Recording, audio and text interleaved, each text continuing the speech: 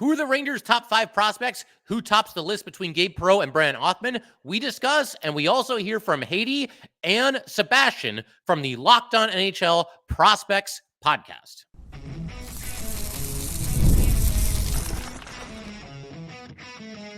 You're Locked On the New York Rangers, your daily podcast on the New York Rangers. Part of the Locked On Podcast Network, your team every day. Welcome back, Blueshirts fans, to episode number 1161 of the Locked On New York Rangers podcast. I'm your host, John Chick. So I want to thank you guys, as always, for making Locked On New York Rangers your first listen every day. We are free and available on all platforms, including YouTube. And today's episode of Locked On New York Rangers is brought to you by Gametime.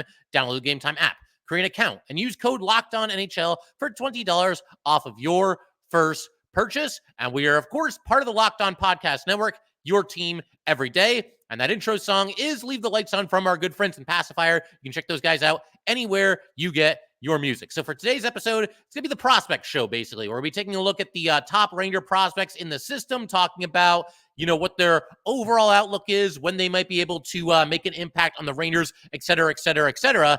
And what we're going to do, we're going to start today's episode for a little while, about 10 minutes or so. We're going to talk about what I believe are the top 5 prospects in the New York Ranger pipeline.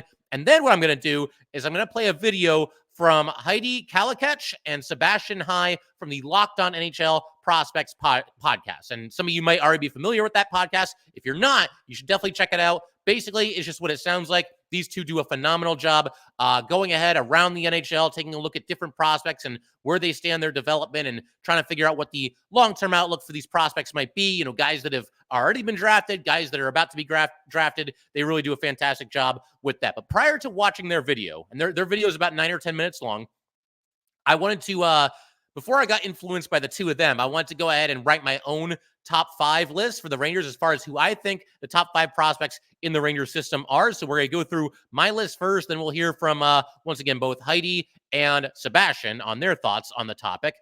Some quick ground rules here, though, as far as, my list here, my top 5 ranking. This is a top 5 ranking of overall prospects for the New York Rangers. It's not necessarily the 5 guys that I think are going to, be on the Rangers at some point this season and make some gigantic impact. Now, there might be a couple of guys like that on the list, but there's also going to be some guys that we are not going to see on the Rangers this year, but we will hopefully see them in future seasons. So I just wanted to establish that. And the other criteria here is that nobody that made the Rangers opening night roster out of training camp is eligible for my top 5. So you're not going to see Edstrom or Rempe or Mancini. All 3 of those guys made the Ranger team right out of training camp there, and they're off and running with the New York Rangers. But again, let's go ahead, dive right into it. Top 5. So number 5 here, we'll go from 5 to 1. I was kind of torn between Drew Fortescue and Adam Sakura. It was really kind of a toss-up for me. It's a little bit apples and oranges because, obviously Fortescue is a defenseman. Sakura is I think he plays some center, but he's primarily a winger. I decided to go with Drew Fortescue here. He's 19 years old, was drafted in the 3rd round, number 90 overall, back in 2023 for the New York Rangers. And like I said, it was very, very close between him and Adam Sakura. I do get the feeling that we will see Sakura in the NHL a little bit before we see Fortescue there. That's just kind of, my prediction on what's going to happen. And obviously, Sakura is just one step away. You shouldn't even rule out the possibility of, maybe even seeing him for a couple of games this year on the Rangers. We'll see how it goes. I think it'll certainly depend somewhat on how he performs with the Hartford Wolfpack. But yeah, Fortescue, just a rock solid defenseman, somebody that projects as, I would say like a top 4 defenseman in the NHL, not in the entire league, but like on a certain team. And in this case, obviously the Rangers, but I think somebody that could, play a top 4 role, just a very well-rounded player. He has just started his 2nd year at Boston College. Last year in 40 games at BC, he had 4 goals, 4 assists, and was a plus 13. And through 2 games this year, no points, but he is a plus 2 thus far with Boston College. We'll move on to number 4. I'm going to go Brett Berard, 22 years old. He was taken in the 5th round at number 134 overall back in 2020. That was the final draft class for both. Jeff Gorton was the GM, but, John Davidson obviously had a voice in that room as well as the team president at the time. But that was their last, draft together when they were kind of calling the shots in there. I probably would have had Berard at number 3 coming into this offseason and this preseason. He dropped one spot for me because of basically the training camp, the rookie series, and the preseason games. He did okay, but I was expecting a little bit more. And maybe there's part of that's on me for thinking that, he was a little bit farther along than maybe he was.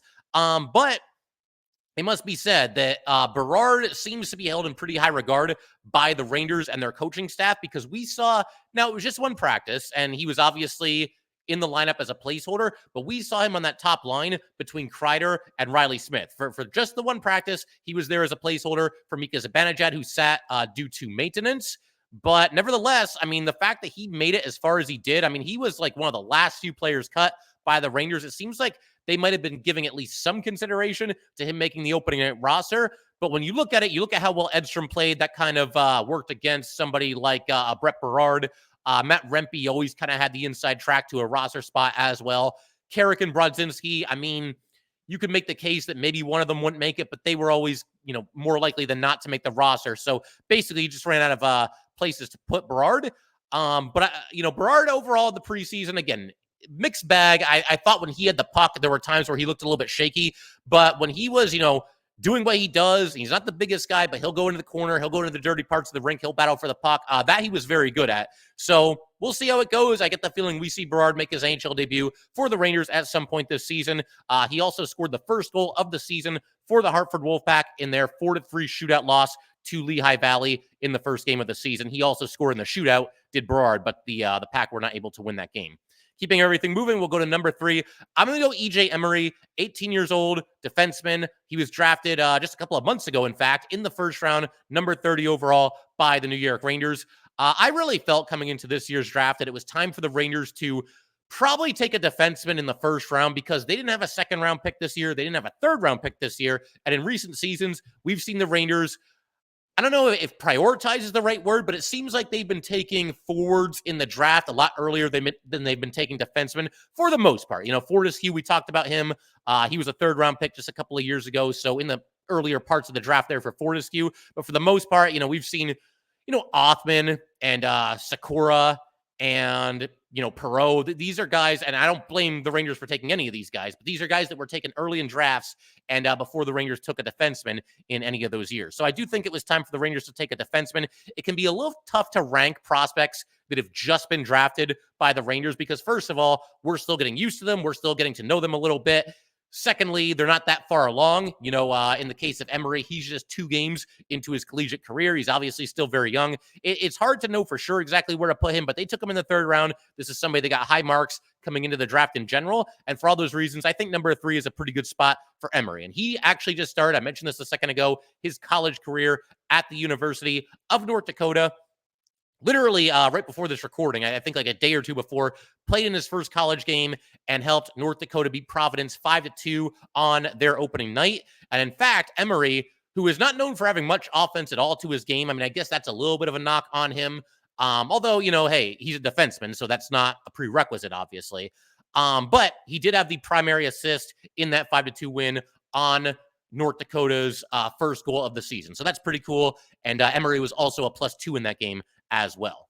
We move to number 2. We're going to go with Brennan Othmann. I don't think there's probably a whole lot of surprise here as far as Othmann and Perreault having the top 2 spots here.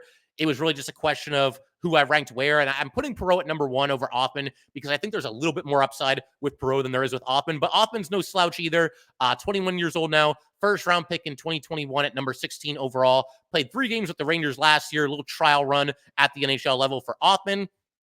He, too, like Berard, I think had at least something of a chance to make the opening night roster for the Rangers. But when you combine the fact that Adam Edstrom played so well, and the Rangers just have a really good roster, there's a lot of depth to their forwards, and there just wasn't really a spot for him. So, Adam Edstrom kind of just outshined everybody that was gunning for a spot in the bottom 6 there.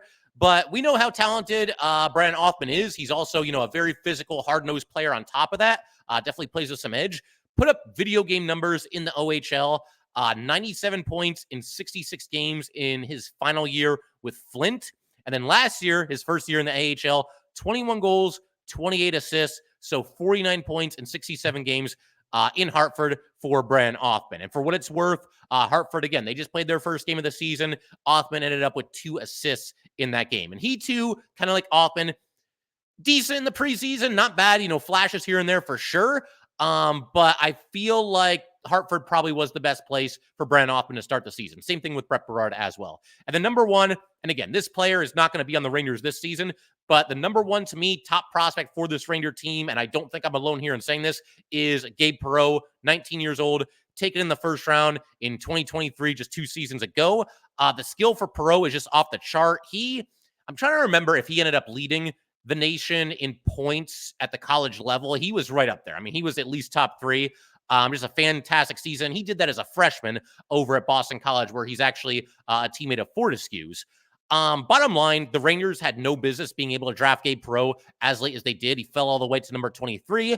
All the scouting reports that I saw and all the draft projections had him somewhere, maybe not quite top 10, but like just outside of the top 10. He kept falling and falling and falling. The Rangers were there. They had to pounce. They did. And the one reason why he fell, and it's the one thing that might be a knock on him going forward, is his size or lack thereof. 5'11" and only 165 pounds is Perreault. But when the talent is off the charts, the way that it is with him, I think that's just something that you accept and you draft him, and he's your guy. Last year with Boston College, I was talking about his numbers: 36 games, 19 goals, 41 assists. So 60 points in 36 games as a freshman, also a plus 24.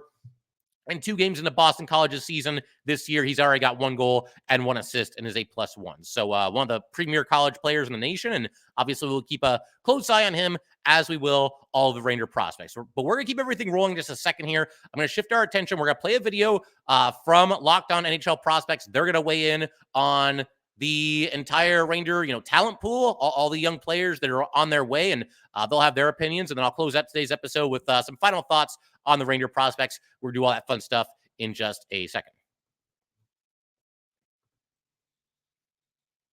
All right, we just want to take a minute to let everybody know that today's episode of Locked On New York Rangers is brought to you by Gametime. Gametime has a new feature called Gametime Picks that makes getting tickets for your favorite live events even faster and even easier. Gametime Picks filters out the fluff to show you only incredible deals on great seats so that you don't have to waste time searching through thousands and thousands of tickets. You've got Gametime Picks. Curation makes it easier to save more on sports, concerts, comedy, theater, etc.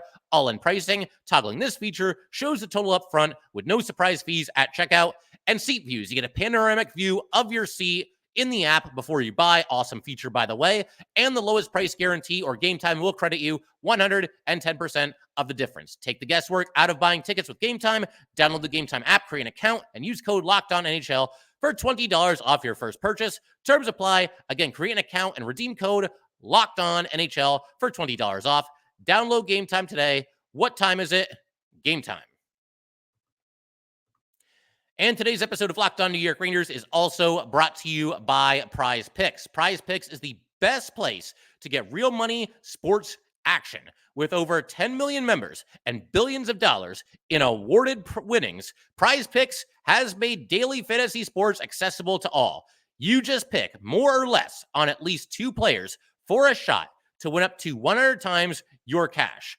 Your game all season long on PrizePicks. You can now win up to 100 times your money on PrizePicks with as little as 4 correct picks. PrizePicks is the best way to get action on sports in over 30 states, including California, Florida, Georgia, and Texas. PrizePicks is the only real money daily fantasy platform with an injury insurance policy, so your lineups stay in play even if one of your players gets injured. If your player leaves in the first half and does not return, PrizePicks keeps your lineup live.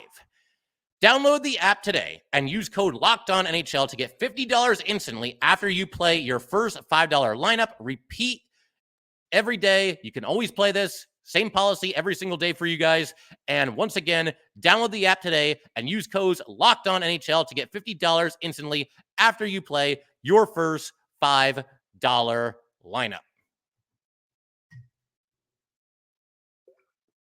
All right, let's go ahead and keep everything rolling here on Locked On New York Rangers. Big shout out to the everydayers. As always, we're going to have round 2 between the Rangers and Red Wings a little bit later here tonight, or might be, we're going to release this episode on Wednesday, I believe. So that would mean the following night. The Rangers play the Red Wings in round 2 on Thursday night. Very much looking forward to that. But right now, like I said, Going to go ahead and play this video from Locked On NHL Prospects. They're going to weigh in on all the young players on the New York Rangers. They do a fantastic job with their show. Definitely check out Locked On NHL Prospects if you have not already. And for right now, enjoy their thoughts on the Ranger prospects. Alrighty, so moving on and finally closing off here with our third segment, we'll look at the New York Rangers at 21st in our prospect pool rankings. We'll look at their top 5 players and a couple honorable mentions. Let's start at the very top here, the prospect who I was skeptical about, but he's proven me wrong so far. Gabe Perreault is the number 1 prospect in the New York Rangers prospect pool. Let's talk about his game for a second. Yeah, the 5'11", 163-pound, high IQ playmaker has, played very well since being drafted. Last season with Boston College, he played all 36 games in the NCAA, scoring 19 goals and 60 points. That is 1.67 points per game. At the World Junior Championship, he also scored 3 goals and 10 points through 7 games for Team USA, and overall has just been a real glue guy for that line that he was playing with for 2 consecutive years with Will Smith and Ryan Leonard. Obviously, Will Smith has now graduated to the NHL, so that line is being broken up this coming season, but his playmaking ability, his intelligence, his off-puck movement were really core to that line seeing the success that it has. He's incredibly intelligent, high-end anticipation, finds soft ice incredibly well, fantastic puck handler, even better playmaker, underrated goal scorer as well, mainly going down to where he finds himself on the ice rather than pure shooting mechanics. The physicality and the skating remains subpar, and this remains part of the question around his overall projection, which was the big thing in his draft year as well, is just how far will the intelligence, the puck handling, the playmaking take this player, because the skating is not great, and he is quite small, like 5'11", sure, but he's been clocking in under 160 pounds for quite a while and just crossed that barrier in the last half year now. So a highly skilled player, but there are still some question marks with the overall projection. But at this stage, I think that it's pretty easy to say that Gabe Perreault has a high likelihood of being a long-term top 6 piece for the New York Rangers. And I think that he will fit in really, really nicely with the system that they've been developing in recent seasons. Absolutely. That brings us to number 2 in the prospect pool rankings. EJ Emery clocks in at second here. And Emery is a rush defender through and through. He is so good at suppressing offense in transition, really good at shepherding opponents to the sides there. He's a fantastic skater and a really good physical player as well. And that combination is really good. He's got a lot of endurance. He can push through 25, 30 minutes a game without a problem. Did it quite frequently for the NTDP. And overall, just, at 6'3", 185 pounds, with the length that he has, the range that he has, with the skating that he has, he's just incredibly, incredibly good at suppressing suppressing offense. The main issue with Emery, though, is the lack of offense. He doesn't have really much in terms of handling skill, in terms of passing, in terms of shooting. That really makes him a standout player. But what he's really good at is once he suppresses play, he doesn't leave it there. He chases the puck, kind of recovers the loose puck, and then moves it to a player that's open on his team with a 3 to 6 foot pass. That's really kind of the limitation of his offensive game, but it works really well with what he does well. As a rush defender, I've seen a lot of rush defenders who just they suppress the play and then don't know how to recover the puck after that. Emery's really good at that, and that's what made him a first round pick there at 38th overall in the 2024 NHL draft for the New York Rangers. Let's move on to number 3 here, and Brennan Othmann, a goal-scoring forward with a lot of skill. He's got a fantastic shot. He's an above-average passer as well. Really, really smart, great off-puck movement, great ability to find space in the offensive zone. He has some physical skill as well. At 6 foot, 175 pounds, his ability to win battles along the boards is quite surprising. It's taken a lot of defensemen by surprise in the AHL. He put up 49 points in 67 games and got into 3 NHL games as well. And at 21 years old, there's still some runway. He can still continue to develop. I think he's going to be an NHLer next year. I'd be very, very surprised if he's not. And the only reason he's at 3rd and not at 2nd is just because Emery's just so money. He's just very, very reliable and useful for his team.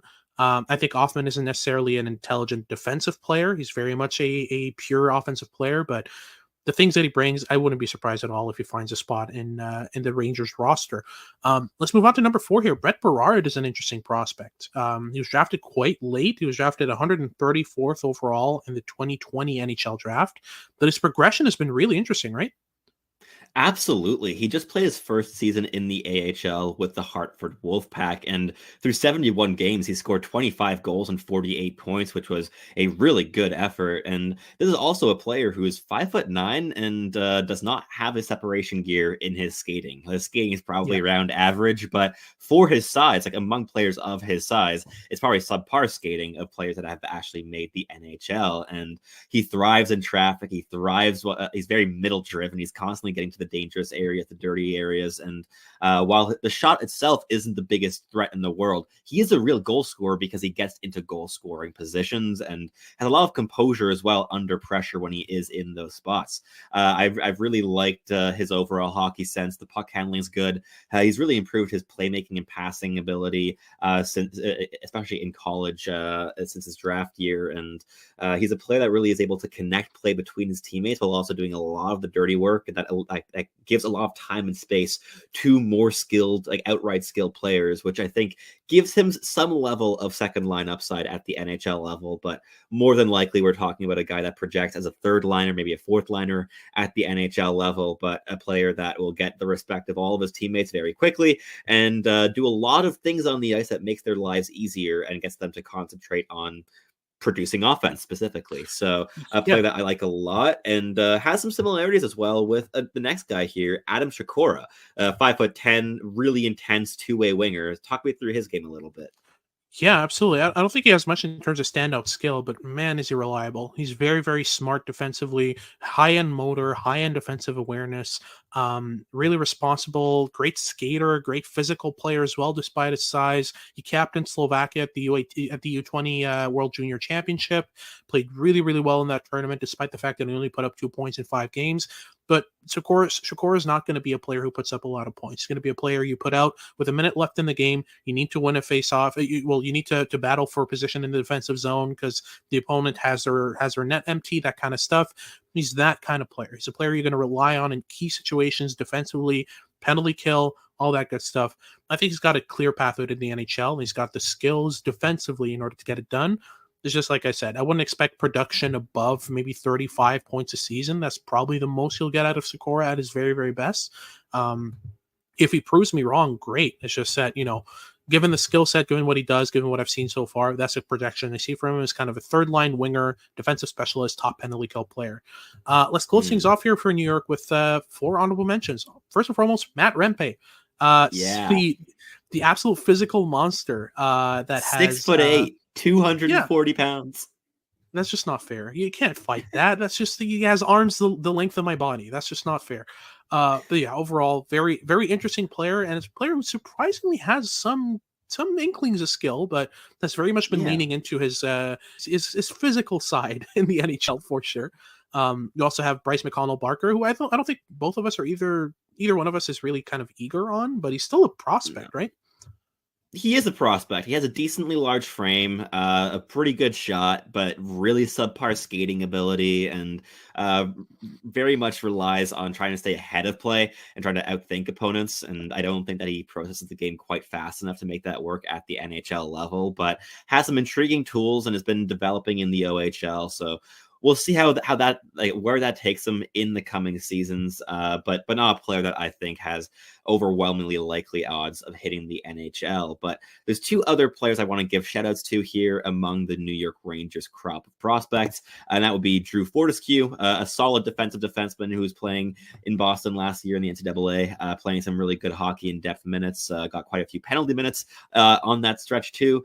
And last but not least, just recently drafted Raoul Boilard from the QMJHL, a really solid two-way center that we liked a lot more earlier on the draft cycle compared to later. I think that as the year went on and we got increasingly we got more and more viewings, especially like his teammate was standing out significantly more for if you score over a goal a game, that happens. But Boilard was very much fading into the background, struggling to make an impact. And even those tighter games where you want your two-way forwards to take the big step. But overall, I think New York has a solid prospect pool here, especially considering that they have been perennial contenders throughout building this pool. So putting it together in just like 3 years with the guys that are in this list here is quite impressive. So overall, I think that that they are the worthy team of the three that we covered today to take the number one slot.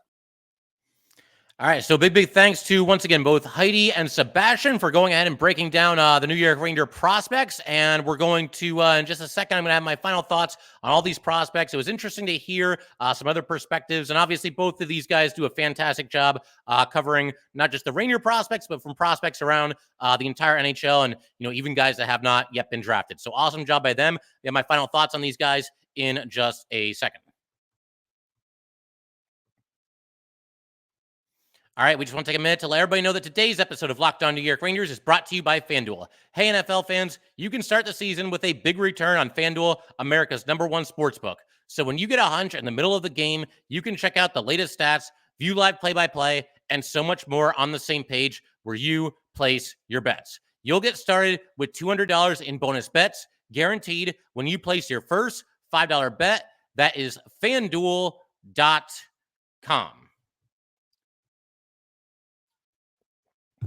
All right, we'll go ahead and wrap up today's episode of Locked On New York Rangers with some final thoughts on some of the prospects that both I've discussed and obviously now Sebastian and Hadi have discussed as well. So first of all, and again, honest to God truth, I knew that what they were going to do was rank the top 5 Ranger prospects because they did this for every team in the NHL. And once again, shout out to those guys for doing that. But what I decided to do was to do my own top 5 ranking and then watch their video and just kind of see where everything ended up. So pretty similar. I came up with a pretty similar list as the two of them. The only really differences are that they flip-flopped Othmann and Emery, which is interesting because that would mean that they see the two of them as being closer together than obviously, Othmann and Perreault. So they put Emery at number 2, they put Othmann at number 3, and they actually went with Sakura at number 5. And I mentioned that I was torn between going with either Sakura or Fortescue there. It was interesting to hear them put Fortescue as one of the honorable mentions. But as far as Perreault goes, it is interesting hearing Hadi say that, he was skeptical about Perreault and then feels like he's been proven wrong since then, because it does feel like for one reason or another leading into that draft, I don't know if something happened at the last minute or people were just scared away by his lack of size or whatever the case was. But for one reason or another, Perreault seemed to, at the 0 hour, kind of slip down some draft boards. And like I said, that's when the Rangers were able to pounce and, for my estimation, be able to pick Perreault quite a bit later than they probably should have been able to. They marveled just like we have at, what he's been able to do at the college level. And it's interesting to hear them talk about Perreault as like the glue guy with Will Smith and Ryan Leonard. Smith is now graduated, so it'll be interesting to see what kind of numbers Perreault can put up without him. But so far, so good. Just 2 games, but he's got a goal and an assist already. They talked about, his physicality and his skating being subpar. The physicality didn't surprise me. The skating did a little bit. I did not know that about Gabe Perreault, so I think that is something to keep an eye on going forward. But they like him as an eventual top 6 member of this New York Ranger forward group. And yeah, I think when you take a forward in the first round, especially one as talented as Perreault, that's kind of what you're looking for. So good stuff there. And it sounds like they're both pretty high on Perreault. They both seem to really like Emery as well. High on him going into this year's draft, and they seem to both feel that way.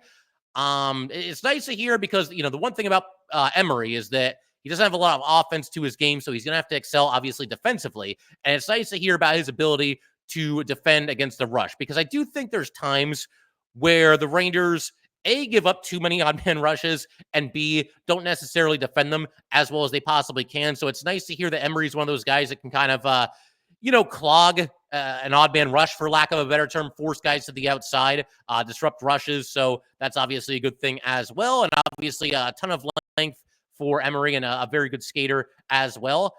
And yeah, overall, a solid prospect for the Rangers. Once again, I had him at number 3. They put him at number 2. It's all good.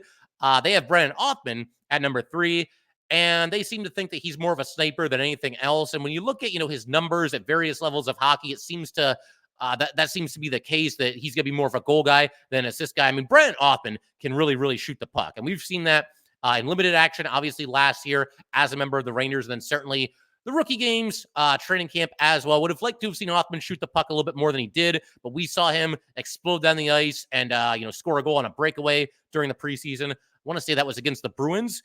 But yeah, somebody that I think obviously showed some promise.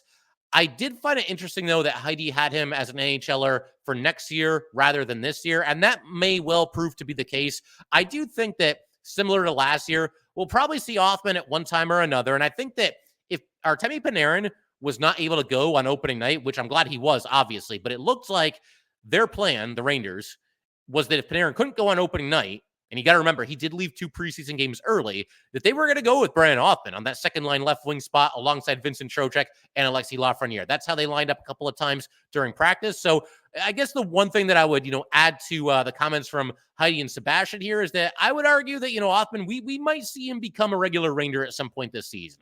I'd say it's probably like 50-50. And if it doesn't happen, it's going to be more a case of there's not really a spot for him, more so than, oh, he's not ready. He can't possibly handle this. And they mentioned Othmann's defensive deficiencies as well. That's something that we've covered. And that seems to be the one area of his game that probably still needs work. And you'd like to see him improve it in the AHL before he comes to the NHL. It does also sound like Othmann's defense improved as last year's AHL season went on. But obviously, you'd like to get him to, a certain point before you're throwing him into the fire in a top 9 role, at least, for the New York Rangers. And then they also had Brett Berard at number 4. That's exactly where I had him. The term that they used for Berard was interesting progression. And I put it that way too. We've seen Berard basically just, excel at every level of hockey, kind of an afterthought when he was taken, an undersized forward, 5th round. Once again, he was a member of that 2020 class, that last class that was given to us by Jeff Gorton and John Davidson. And that's looking like a pretty darn good class for the New York Rangers. Average skating and maybe subpar skating even for some smaller players. Berard, that's how they described him. I didn't know that about him, but they see something that I've seen. Very instinctive player, high compete level as well. And they mentioned that he's a natural goal scorer as well. And you have to certainly think that that's the case, given the fact that, he led the Wolfpack in goals last season, despite it being his first season of professional hockey. Now, they do put his ceiling, I found this interesting too, as a second line player. I see that too. I've kind of been seeing Berard as sort of like a middle sixer. And in fact, you could, if you want to send Rempe down at some point, we talked about this in the last episode because he just doesn't play a whole lot. If you want to send him down for more development at one time or another, you could call it Brett Berard in his spot and put him on the 4th line. That way you don't overload Berard early in his career. And he does play a scrappy, gritty enough game that I think that does play on the 4th line. Ideally, you'll eventually have Brett Berard somewhere down the line in a top 9 role. But I think, for a little bit, you could have him on the 4th line, and that would be just fine. So, they see him as a middle sixer, and I would tend to agree there. And then Adam Sikora, the one thing that kind of stood out, they don't see him as somebody that's going to be a big-time point producer, which is a little disappointing because when you take somebody in the second round, and granted, it was near the end of the second round, but I think when you take a forward in the second round, you're looking for points and you're looking for offense, but somebody that nevertheless, despite that, can still be an effective player. They talked about something that we talk about on here quite a bit. Once it gets down to 2 or 3 minutes left in the game, you're up by a goal. Who are your go-to forwards? Who do you want on the ice to protect that 1-goal lead? And it sounds like, according to them, that Adam Sikora can very much be that kind of a player. He can kill penalties, very strong defensive forward. And they mentioned something that we've mentioned quite a bit on here as well, and that is that this is a high-motor player and somebody with a very high compete level. So, I figure we can pretty much call it there for today. Once again, if you guys would like to get in touch with this podcast, please send an email to lockedonnyrangers@gmail.com. Once again, that is lockedonnyrangers@gmail.com. Definitely give us a follow on Twitter as well, @LO_NY_Rangers. Once again, that's @LO_NY_Rangers. And definitely subscribe to Locked On New York Rangers YouTube channel. Thanks again, guys. I will see you next time.